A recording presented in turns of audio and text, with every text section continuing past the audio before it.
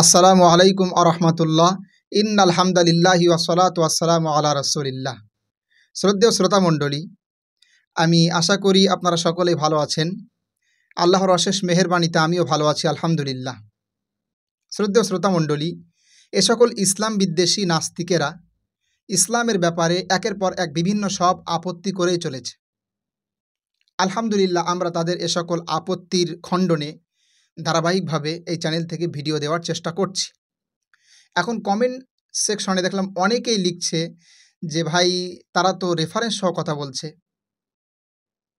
দেখেন, আমি এর আগেও একটি ভিডিওতে বলেছিলাম, জানি না আপনারা দেখেছিলেন কি না, আমি বিস্তারিত আলোচনা করেছি। সেখানে আমি বলেছি যে রেফারেন্স দিলেই হবে না। তারা যে রেফারেন্সগুলো দিচ্ছে, যে দলিলগুলো দিচ্ছে, কখনও তো হাদিস মনে করেন ভিন্ন প্রেক্ষাপটে ফিট করছে, আবার কখনও তো মনে করেন প্রসঙ্গ ছাড়া উল্লেখ করছে, আবার কখনও তো মনে করেন একই বিষয়ে একাধিক হাদিস উল্লেখ থাকলে সেক্ষেত্রে বিস্তারিত হাদিসটি, উক্ত বিষয়ের বিস্তারিত হাদিসটি অ্যাভয়েড করে সংক্ষিপ্ত যে হাদিসটি সেটি উল্লেখ করে মস্তিষ্ক প্রসূত অপব্যাখ্যা করে ভুল বোঝাচ্ছে। এভাবে তারা আমাদের সাথে প্রতারণা করছে। আমার ভিডিওগুলো যারা দেখেছে, আলহামদুলিল্লাহ, অনেকেই স্বীকার করেছে যে ইমরান বিন বাশির মিথ্যা কথা বলছে। তার অনুসারীদের মধ্যেও অনেকে স্বীকার করেছে, আপনারা দেখতে পারেন ভিডিওগুলো। আমি আশা করি যদি আপনি নিরপেক্ষ হন তাহলে একথা স্বীকার করবেন। যাই হোক, আমি আজকে যে বিষয়টি আলোচনা করব সেটি হলো, গতকালকে ইমরান তার ইউটিউবে একটি ভিডিও দিয়েছিল, যেই ভিডিওতে সে একটি বিষয় উপস্থাপন করেছে যে এই যে মারামারি, কাটাকাটি, চুরি, ডাকাতি, ধর্ষণ, হত্যাযজ্ঞ যা কিছু হচ্ছে না, এসব কিছু ইসলামের কারণে। মানে বাংলাদেশে এসব যা কিছু হচ্ছে সব ইসলামের কারণে। এখন আমার প্রশ্ন হলো, আমার জানার বিষয় হলো, এই যে চুরি, ডাকাতি, হত্যাকাণ্ড ইত্যাদির মাধ্যমে বিপর্যয় সৃষ্টিকারী যদি নির্দিষ্ট কোনো ধর্মের অনুসারী হয়, তো তার এ সকল কর্মকাণ্ডের কারণে ধর্মকে কি দায়ী করা যাবে? আমার এটা প্রথম জানার বিষয়। চুরি, ডাকাতি, ধর্ষণ, হত্যাযজ্ঞ এ সকল বিভিন্ন অপ্রীতিকর, অপ্রত্যাশিত ঘটনার কারণে কোনো ধর্মকে কি দায়ী করা যায়? আমাদের ইন্ডিয়াতে এমন কোনো দিন নেই ধর্ষণ হচ্ছে না, চুরি ডাকাতি হচ্ছে না, হত্যাকাণ্ড ঘটছে না। এমনকি ধর্মীয় স্লোগান মুখে নিয়ে মানুষকে হত্যা করা হয়েছে রাস্তায় পিটিয়ে পিটিয়ে, জয় শ্রীরামের ধ্বনি দিয়ে। এমন অসংখ্য ভিডিও আপনাদেরকে দেখাতে পারবো। আচ্ছা, এখন আমার জানার বিষয় হলো, এ সকল কর্মকাণ্ডের ভিত্তিতে, অমুসলিম ভাইদের এ সকল কর্মকাণ্ডের ভিত্তিতে আমি কি হিন্দু ধর্মকে দায়ী করতে পারবো?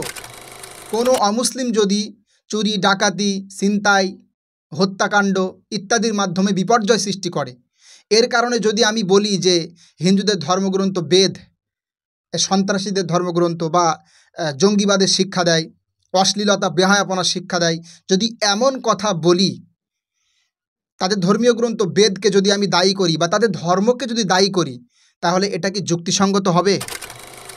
ইসলাম চুরি, ডাকাতি, হত্যাকাণ্ড ইত্যাদি বিভিন্ন অপ্রত্যাশিত, অপ্রীতিকর কর্মকাণ্ড যেগুলো অনবরত ঘটে চলেছে বিভিন্ন দেশে, এগুলোর ব্যাপারে মারাত্মক শাস্তির কথা বলেছে, ভয়ঙ্কর থেকে ভয়ঙ্করতম শাস্তির বিধান দিয়েছে, আপনারা জানেন। তবে এক্ষেত্রে নাস্তিক আসিফ মহিউদ্দিন, নাস্তিক মাসউদ, ইমরান, এরা দেখলাম যে ধর্ষণের ব্যাপারে একটু অন্যরকম বক্তব্য দিয়েছে। বিশেষ করে নাস্তিক আসিফ মহিউদ্দিন, তারপরে নাস্তিক মুফতি, তথাকথিত মুফতি মাসউদ। আমি দেখিয়েছি আপনাদেরকে, গতকালকে একটি ভিডিও দিয়েছিলাম, তাদের ভিডিওটিও আমি আপনাদেরকে দেখিয়েছিলাম যে মাসউদ এবং আসিফ মহিউদ্দিন স্পষ্ট দাবি করছে যে ইসলামে ধর্ষণের কোনো শাস্তি নেই।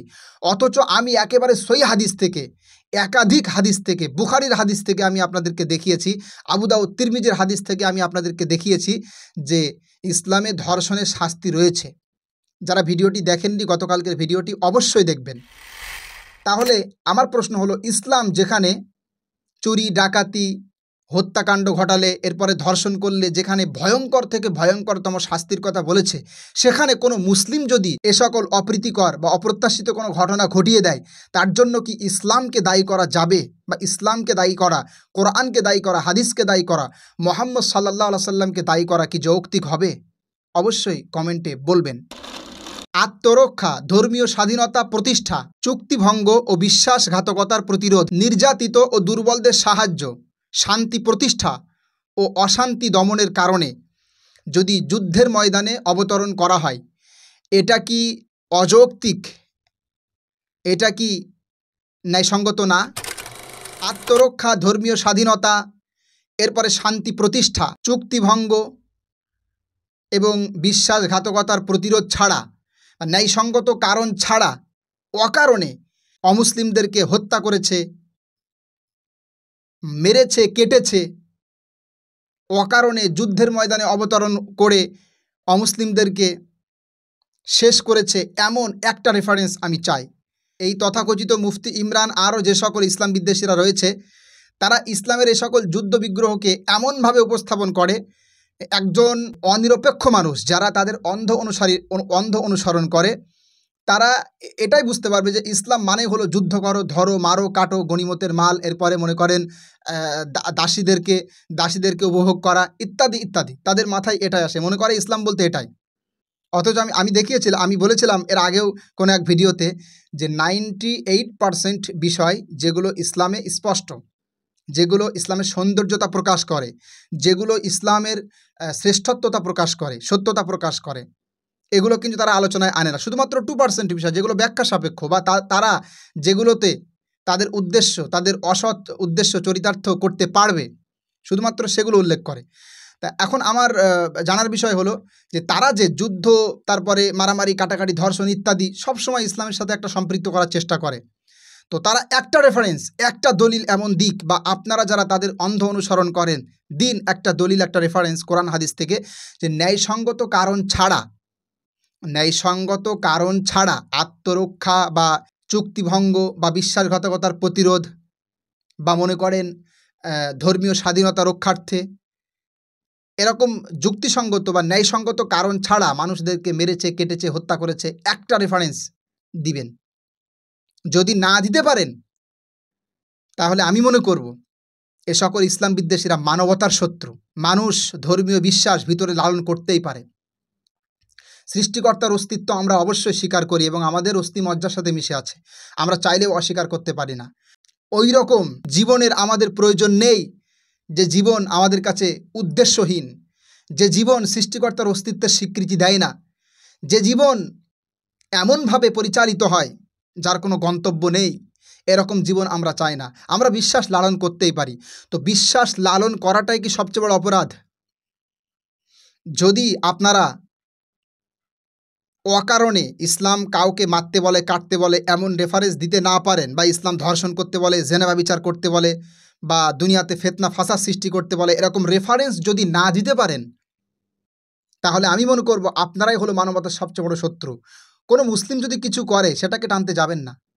কোনো মুসলিম যদি কোনো অপরাধ করে তার জন্য ইসলামে কঠিন শাস্তি রয়েছে। কোনো মুসলিম অপরাধ করলো তার মানে এই নয় যে সেটা ইসলামের দোষ। এই ভণ্ড প্রতারক দেখলাম গতকালকে, সম্ভবত বাংলাদেশের কিছু রাজনৈতিক নেতারা, মানে যারা চাঁদাবাজি করে, ঐক্যবদ্ধ হয়ে তারা মোটামুটি চাঁদা তোলা নিয়ে কি আলোচনা করতে করতে এক পর্যায়ে বলল যে আল্লাহ খুশি হবে, এরকম কি একটা। তো সেটাও দেখলাম যে তার কারণে ইসলামের দোষ। মানে প্রতিটি ক্ষেত্রে এই ইমরান বিন বাশির প্রতিটি ক্ষেত্রে ইসলামকে দোষারোপ করতে চাইছে।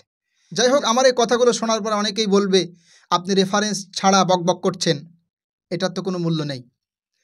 দেখেন ভাই, একটি ভিডিও দেখে আপনি মন্তব্য করবেন না। আমার চ্যানেলে আমি নিয়মিত তাদের এ সকল প্রতারণা, মিথ্যাচার, অপব্যাখ্যা সম্পর্কে নিয়মিত ভিডিও আপলোড দিচ্ছি এবং আলহামদুলিল্লাহ আমি দিয়ে যাব এভাবে।